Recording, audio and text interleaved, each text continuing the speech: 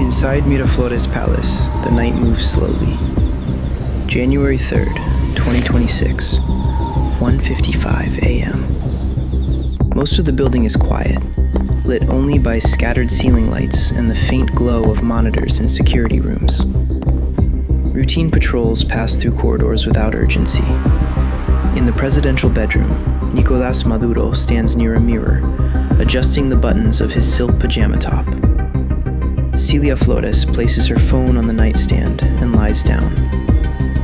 Their conversation drifts through ordinary topics: upcoming meetings, travel plans, health concerns. Minutes later, the lights are turned off. Maduro assumes the palace remains secure, as it always has. He does not realize that a coordinated operation has already begun. He does not realize that multiple teams are moving toward Caracas. And he does not realize that the balance of power around him is about to change.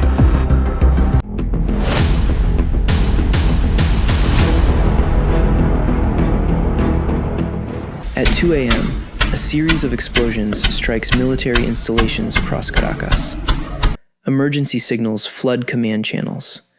Units are mobilized in confusion, unsure of the source or scale of the attack. Within minutes, attention shifts away from the presidential complex. While military units reposition across the city, a separate force approaches Miraflores Palace from low altitude. 6 CH-47 Chinook helicopters cut through the night air, flying beneath radar detection thresholds. As they reach the palace, ropes drop from the aircraft. A team of operators descends onto the roof, securing access points before palace security can respond effectively. The operators move through the interior using night vision equipment, advancing floor by floor. Their route is precise, based on detailed reconnaissance and repeated simulations. They reach the east wing of the third floor. 2 guards attempt to react, but seconds later, the door gives way. Maduro wakes to the sound of impact and smoke filling the room. Before he can fully react, he is restrained and pulled from the bed. Celia Flores shouts as operators secure the room. There are none. Within moments, he is escorted through the palace and onto the roof. Above the palace, a Chinook hovers, its rotors dominating the night sky. Maduro is attached to a harness and lifted into the aircraft. U.S. air cover secures the extraction route. By 2:34 a.m., the operation crosses into international waters. Inside the aircraft, Maduro remains bound and blindfolded. He speaks intermittently, sometimes quietly, sometimes with anger. No one responds. At 3:18 a.m., the helicopters land on a U.S. naval platform. Federal agents and medical personnel take custody. Maduro is confirmed stable. The objective is not elimination. It is detention. As morning reaches multiple time zones, governments react. Venezuela denounces the operation as aggression. Russia and China issue formal condemnations. The United Nations convenes emergency discussions. Yet, the political reality has already shifted.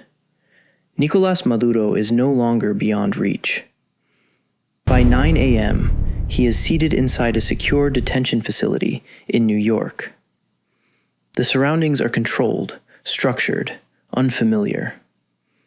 Hours earlier, he had been inside the presidential palace. Now, he faces legal proceedings that will define what comes next. And as the day unfolds, one conclusion becomes clear. In global politics, authority is never guaranteed. Sometimes, it disappears without warning. At 8:15 a.m., a military transport touches down on the runway at Stewart Air National Guard Base. Inside, Nicolás Maduro sits restrained, forward-facing. The blindfold is tight.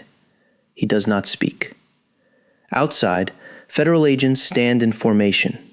No announcements, no fanfare. Maduro is guided through a secure facility. His identity is verified, fingerprints recorded. Photographs taken from multiple angles. He has issued a brown jumpsuit, coarse, functional, impersonal. His silk pajamas are bagged and stored as evidence. He is no longer a president. He is processed as a detainee.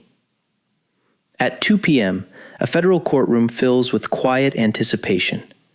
No cameras, no media spectacle, only procedure. Maduro enters in his jumpsuit, hands cuffed in front of him. Each step is deliberate. The protocols here are unfamiliar, and hierarchy operates differently. The judge reads the charges clearly. Narco-terrorism. Conspiracy to import thousands of kilograms of cocaine into the United States. Money laundering. Crimes against humanity. Decades of potential punishment hang in the air. Maduro listens without flinching. When asked for a plea, he responds calmly, not guilty. Bail is denied. He is remanded into federal custody. Hours earlier, Maduro commanded a nation from a palace. Now his world is confined to walls of concrete, steel, and procedure. As midnight approaches, one fact is unavoidable. In a global system, power is fragile, and sometimes it can disappear quietly, without warning.